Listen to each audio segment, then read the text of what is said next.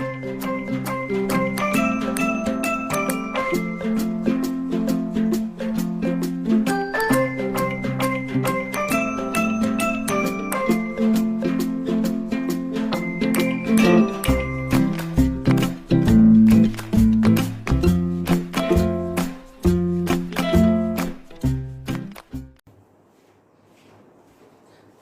Students, मैं Raghavendra Pandey, evergreen बालिका inter college Ratanpura Mau से। मेरा यूट्यूब चैनल है एवरग्रीन क्लासेस करके। और जैसा कि मैंने लास्ट टर्म पे बताया था कि कोविड-19 के चलते स्कूल, विद्यालय, कोचिंग संस्थाएं सभी चूँकि बंद चल रही हैं और इस वजह से हम लोग ऑनलाइन क्लासेस प्रोवाइड कर रहे हैं यूट्यूब के माध्यम से। तो चलिए समय न बर्बाद करते हुए मैं शुरू करने जा रहा हूँ क्लास 10th का फिजिक्स। लास्ट क्लास में फर्स्ट पार्ट हम लोगों ने कर चुका है और फर्स्ट पार्ट में हम लोगों ने क्या क्या किया था एक बार हाईलाइट कर दूं आपको। जैसे फर्स्ट मैंने पढ़ा था प्रकाश क्या होता है, ठीक है। दूसरा पॉइंट पढ़ा था हम लोगों ने प्रकाश का स्रोत। प्रकाश के स्रोत दो प्रकार से होते थे, दीप्त और अदीप्त प्रकाश स्रोत। दीप्त प्रकाश स्रोत और अदीप्त प्रकाश स्रोत। फिर तीसरा पॉइंट हमने पढ़ा था प्रकाश के गुण। चलिए मैं एक बार फोकस कर दूं। प्रकाश क्या होता है? प्रकाश एक ऐसा ऊर्जा, एक ऐसा माध्यम है जिसके द्वारा हम किसी भी वस्तु को बड़े आसानी से देख सकते हैं। प्रकाश स्रोत दो प्रकार के होते हैं, दीप्त स्रोत और अदीप्त स्रोत। दीप्त स्रोत क्या होता है? वे प्रकाश स्रोत जिससे स्वतः ही प्रकाश की किरणें उत्सर्जित होती हैं, दीप्त प्रकाश स्रोत कहलाता है। अदीप्त प्रकाश स्रोत क्या होता है? अच्छा, दीप्त प्रकाश स्रोत का एग्जाम्पल क्या होगा? जैसे सूर्य के पास अपनी खुद की रोशनी होती है, खुद का प्रकाश होता है। अदीप्त प्रकाश स्रोत वे प्रकाश स्रोत जो स्वतः ही प्रकाश का उत्सर्जन नहीं करते हैं, अर्थात वह दूसरे किसी के स्रोत से ही चमकते हैं। जैसे चंद्रमा सूर्य के प्रकाश से प्रकाशित होता है, तो वह अदीप्त प्रकाश स्रोत के अंतर्गत आएगा। गुण के बारे में चर्चा, बहुत सारे गुण मैंने बताए थे, 5-6 गुण प्रकाश से बताए थे। जैसे 1-2 गुण मैं आपको और बता देता हूं। जैसे पहला गुण था उसका कि प्रकाश को चलने के लिए किसी माध्यम की आवश्यकता नहीं होगी। दूसरा गुण था कि प्रकाश की निर्वात में जो चाल होती है वह 3×10⁸ मीटर पर सेकेंड होती है। प्रकाश का परावर्तन और अपवर्तन भी होता है। प्रकाश जो है विद्युत चुंबकीय तरंगों के रूप में चलता है। ये प्रकाश के गुण थे जो कि हम लोगों ने लास्ट टाइम पे पढ़े थे। चलिए आगे बढ़ते हैं। आज हम लोग करने जा रहे हैं प्रकाश का परावर्तन अपवर्तन के चैप्टर में पार्ट 2। पिछले टर्म पे जो पढ़े थे वो पार्ट 1 था और ये हम लोग करने जा रहे हैं पार्ट 2 का पोर्शन। इसके लिए इसमें जो है फर्स्ट पोर्शन जो हम पढ़ने जा रहे हैं,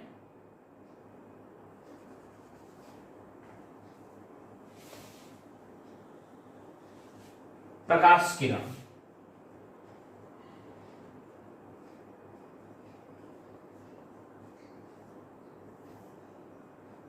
प्रकाश किरण 3 प्रकार से होती है।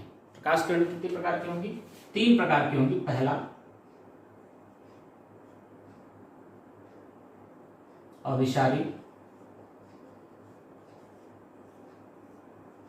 प्रकाश किरण पुंज,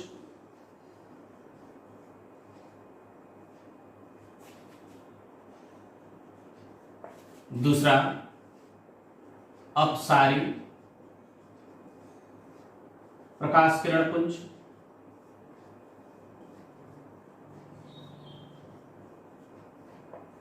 और तीसरा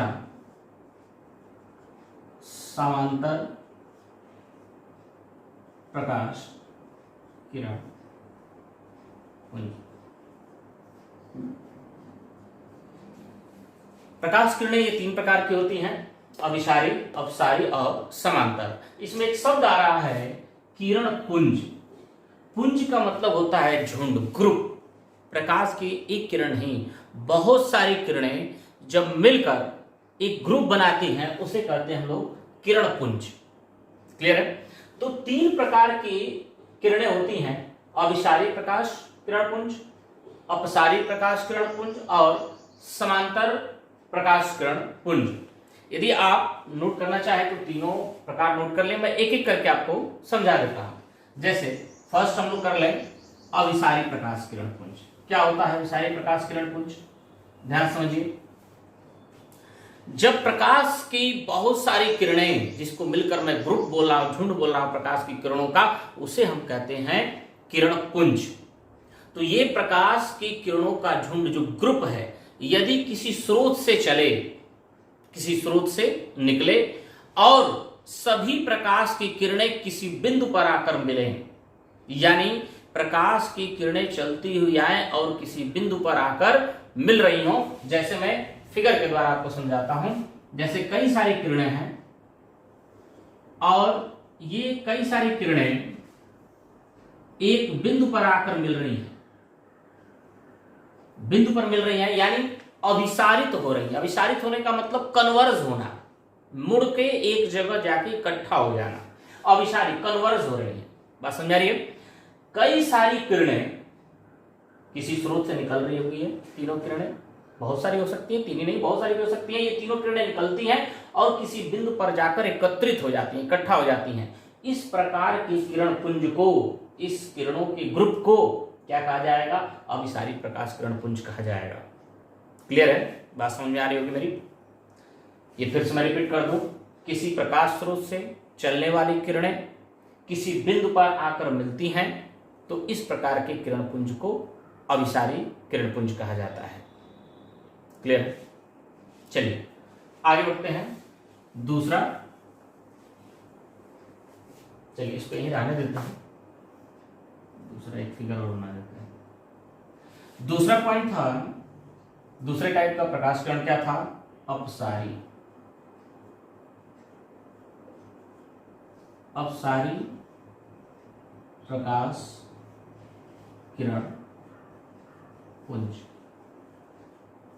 क्या होता है अपसारी प्रकाश किरण पुंज? अपसारी प्रकाश किरण पुंज, इसमें क्या था? स्रोत से निकलने वाली किरणें किसी बिंदु पर एकत्रित हो रही हैं, कन्वर्ज हो रही हैं। इसमें क्या होगा? किसी स्रोत से किरणें बाहर की तरफ निकलती हुई प्रतीत होती हैं, यानी फैलती हैं किरणें। यानी किसी स्रोत से जब किरणें निकले तो निकलने के बाद यह डाइवर्ज हो जाए। डाइवर्ज होने का मतलब फैलती हुई जाए। जैसे ये फिगर देखिए, फिगर से ज्यादा समझ में आ रहा होगा। यहां से एक प्रकाश स्रोत है, इससे किरणें निकल रही है और क्या हो रही हैं? फैल रही है आगे जाकर। तो इस प्रकार की किरण पुंज को कहा जाएगा अपसारी प्रकाश किरण पुंज। अभिसारी प्रकाश किरण पुंज क्या था? स्रोत से चलने के बाद किसी बिंदु पर एकत्रित हो जा रही थी। अपसारी क्या था? किसी स्रोत से निकल रही हैं लेकिन आगे जाकर क्या हो जा रही है? वो फैल जा रही हैं। ठीक है? इस प्रकार फैली हुई, यानी स्रोत से निकलने के बाद जब आगे फैल रही है किरणें, तो इसे कहते हैं अपसारी प्रकाश किरण पुंज। फिर से मैं एक बार रिपीट कर दूं। अपसारी प्रकाश किरण पुंज क्या है? किसी स्रोत से निकलने के पश्चात ये किरणें फैल जाती हैं। इस प्रकार के किरणों के ग्रुप को, झुंड को पुंज हम लोग कहते हैं, जिसको उसे क्या कहेंगे? अपसारी प्रकाश किरण पुंज कहेंगे। तीसरा प्रकाश किरण का टाइप था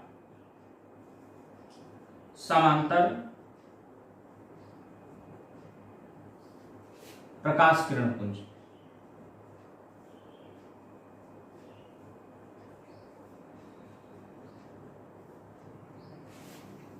तीसरा टाइप क्या था?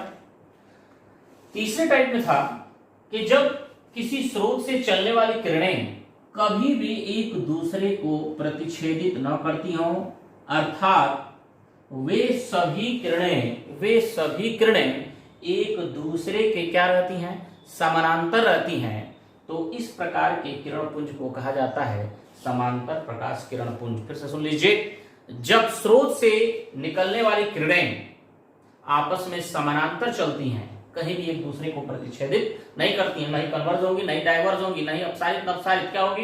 एक दूसरे के समानांतर होंगी हमेशा। तो इस प्रकार की किरण पुंज को कहा क्या जाएगा? समांतर किरण प्रकाश किरण पुंज कहा जाएगा। क्लियर है? अगर आप चाहें तो इसे नोट डाउन कर सकते हैं। आगे बढ़ते हैं नेक्स्ट टॉपिक पे।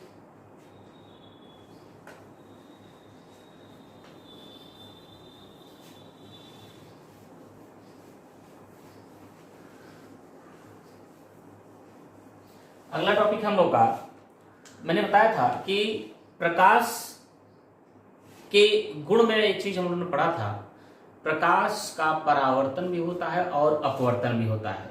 मैंने वहां बोला था आगे चलकर ये चीजें मिलेंगी। तो यहां पर नेक्स्ट टॉपिक है प्रकाश का परावर्तन। प्रकाश का परावर्तन क्या होता है? प्रकाश का परावर्तन सुन लेते हैं। जब प्रकाश की किरणें किसी चमकदार तल से या किसी दर्पण पर जब पड़ती हैं तो वहां से वो किरणें वापस रिटर्न होकर आप ही के माध्यम में लौट आती हैं। जैसे आप देखे होंगे कि यदि किसी टॉर्च को आप किसी शीशे पे जलाइए तो आपको एक रिफ्लेक्शन, यानी जब टॉर्च की रोशनी जाती है, टकराती है और टकराने के बाद पुनः एक कहीं और भी उसकी रोशनी दिखाई देना शुरू कर देती है। यह पूरी परिघटना कहलाती है प्रकाश का परावर्तन। मैं एग्जांपल देके और फिगर देके पूरा समझाता हूं आपको। जैसे मान लीजिए यह एक कांच की कोई प्लेट है, शीशे की एक प्लेट है, कांच नहीं शीशे की एक प्लेट है, नीचे पॉलिश की गई है। यहां कोई और माध्यम है, नीचे की तरफ नीचे माध्यम होगा कांच का, और इधर मान लीजिए कि वायु का माध्यम है।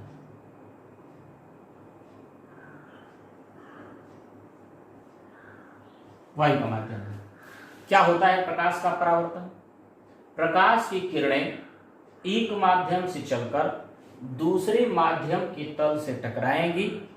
टकराने के बाद पुनः अपने ही माध्यम, यानी जिस माध्यम से चली थी उसी माध्यम में पुनः जो है वह वापस आ जाएगी। इस पूरी परिघटना को कहा जाएगा प्रकाश का परावर्तन, यानी रिटर्न होना, रिफ्लेक्शन। जैसे फिर से हम देखते हैं फिगर से, एक प्रकाश की किरण आई, माध्यम 1 से चल रही है, माध्यम 1 चलती हुई आई, माध्यम 2 के तल पर टकराई और टकराने के बाद यह पुनः अपने ही माध्यम, यानी जिस माध्यम से आई थी उसी माध्यम में वापस लौट जा रही है। जिस माध्यम में आई थी उसी माध्यम में रिटर्न वापस जा रही है। इस पूरी परिघटना को, ये जो हो रहा है, इसे कहते हैं हम लोग प्रकाश का परावर्तन, रिफ्लेक्शन। क्लियर है? अब प्रकाश का परावर्तन क्लियर हो गया होगा। मैं कुछ प्रकाश के परावर्तन में कुछ छोटी छोटी डेफिनेशंस होती हैं जिसको हम लोग जान लेते हैं। जैसे एक आता है छोटी डेफिनेशन में,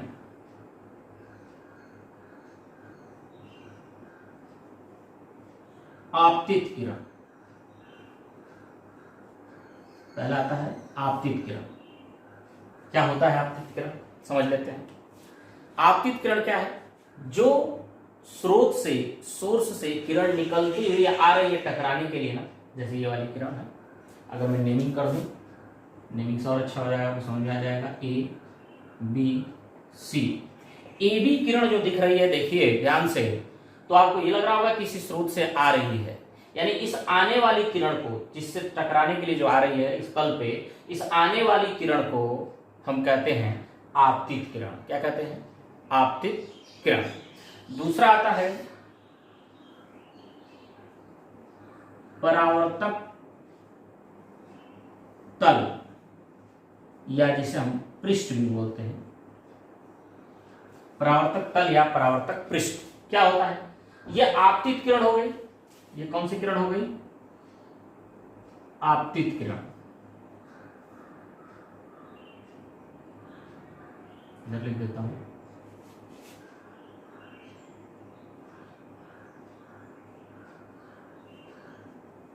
आपतित किरण हो गई। यह आपतित किरण माध्यम के जिस तल पर टकराती है, टकराकर वापस लौट रही है, तो इस पूरे तल को ही, ये जो तल है, इस पूरे तल को या इस पृष्ठ को ही हम बोलते हैं परावर्तक तल। ये आपका क्या है?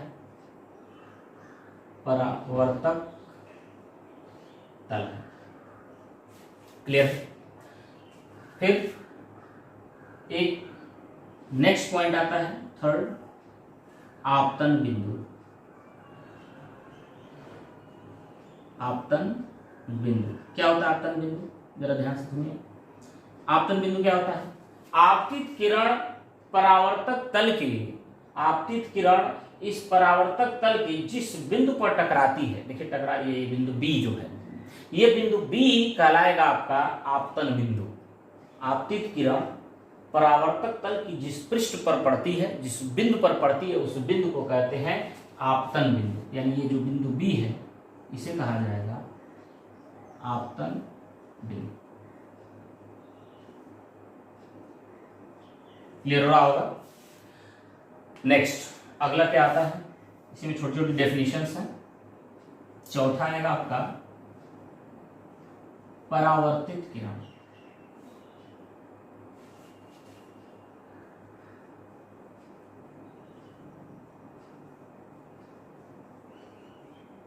नेक्स्ट आएगा आपका परावर्तित किरण। परावर्तित किरण क्या होती है? आपतित किरण आई, परावर्तक तल के पृष्ठ से टकराई और टकराने के बाद पुनः जो है ये क्या हो रही है, वापस लौट रही है। तो इस रिटर्न वाली किरण को, टकराने के बाद जाने वाली रिटर्न वाली किरण को कहते हैं परावर्तित किरण।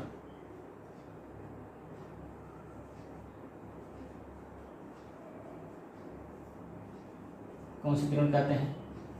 परावर्तित किरण। फिर से मैं रिपीट करूं, 4 पॉइंट अभी मैंने बताया, चारों को रिपीट कर दूं। आपतित किरण किसी स्रोत से चलने वाली किरणें माध्यम से टकराने के लिए जो किरण आ रही होती है उस किरण को कहते हैं आपतित किरण। और जिस पृष्ठ पर टकराती है, माध्यम के जिस पृष्ठ पर टकराती है उस पृष्ठ को कहते हैं परावर्तक तल या परावर्तक पृष्ठ। जिस बिंदु पर टकरा रही होती है उसे कहते हैं आपतन बिंदु। ठीक है। और टकराने के बाद पुनः वह किरण जो वापस लौट रही है उस किरण को कहते हैं परावर्तित किरण। क्लियर। अब कुछ और पॉइंट्स आता है अभिलंब। पांचवा एक पॉइंट आता है अभिलंब। ध्यान सुनिएगा, ये छोटी छोटी डेफिनेशंस आगे चलकर बहुत काम आने वाली है। बिना इन सब चीजों के आप पूरा दर्पण का, पूरा प्रकाश का चैप्टर कवर नहीं कर पाएंगे। तो अगला है पॉइंट अभिलंब। अभिलंब क्या है सुनते हैं। परावर्तक तल, ध्यान सुनिएगा, परावर्तक तल और आपतन बिंदु से होकर जाने वाली, आपतन बिंदु से होकर जाने वाली और परावर्तक तल पर खींचा गया लंब, इस आपतन बिंदु से होकर गुजरे और किस पर लंब हो, परावर्तक तल पर लंब हो, उसे कहते हैं हम लोग अभिलंब। जैसे मैं यहां पे खींच रहा हूं, देखिए यह जो है आपतन बिंदु से होकर गुजर भी रहा है और इस परावर्तक तल पर क्या है, लंब भी है। ठीक है। लंब का मतलब 90 अंश का कोण बना रहा हो। तो आपतन बिंदु से होकर जाने वाली और परावर्तक तल पर खींचा गया लंब क्या कहलाता है, अभिलंब कहलाता है।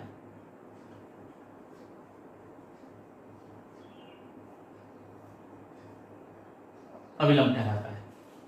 कोई दिक्कत, कोई परेशानी? क्लियर हो रहा होगा। आपतन बिंदु से होकर जाने वाली, गुजरना यहां से चाहिए आपतन बिंदु से, और किस पर लंब होना चाहिए, परावर्तक तल पर लंब होना चाहिए। तो इस प्रकार के लंब को क्या कहते हैं, अभिलंब कहते हैं। क्लियर है। नेक्स्ट पॉइंट, अगला पॉइंट है छठवां, आपतन कोण। छठा पॉइंट है आपतन कोण। क्या होता है आपतन कोण? आपतित किरण, ध्यान सुनिएगा, आपतित किरण और अभिलंब, आपतित किरण और अभिलंब के बीच बने हुए कोण को, आपतित किरण और अभिलंब के बीच बने हुए कोण को आपतन कोण कहते हैं। ये आपका हो गया आपतन कोण। एक और बात, आपतन कोण को हम दर्शाते हैं आई से। किसे दर्शाते हैं? आई से। इंसिडेंस एंगल बोला जाता है, आई से दर्शाते हैं। क्लियर है। दूसरा पॉइंट सुनिए। नेक्स्ट 7th पॉइंट, परावर्तन कोण।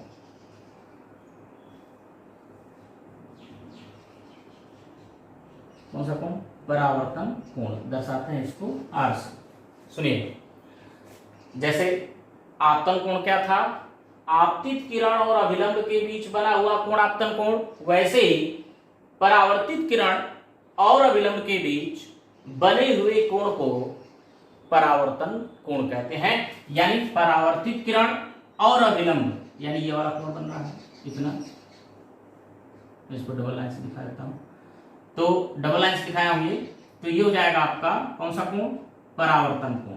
परावर्तन कोण को दर्शाते हैं आर से, मैं एरो करके भी दिखा देता हूं, ये हो गया आपका परावर्तन कोण,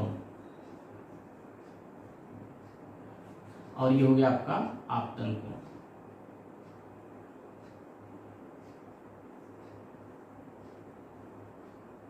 ये पूरा आपका प्रकाश का परावर्तन है। फिगर, पॉइंट्स, ये सब आपको क्लियर करने पड़ेंगे। नोट्स जो है मैंने आप लोगों को भेज भी रखा है, जो लोग को नोट्स चाहिए वो लोग नीचे मेरा मोबाइल नंबर दिया हुआ है, आप उस पर कॉल करिए, व्हाट्सएप में आपको कर दूंगा।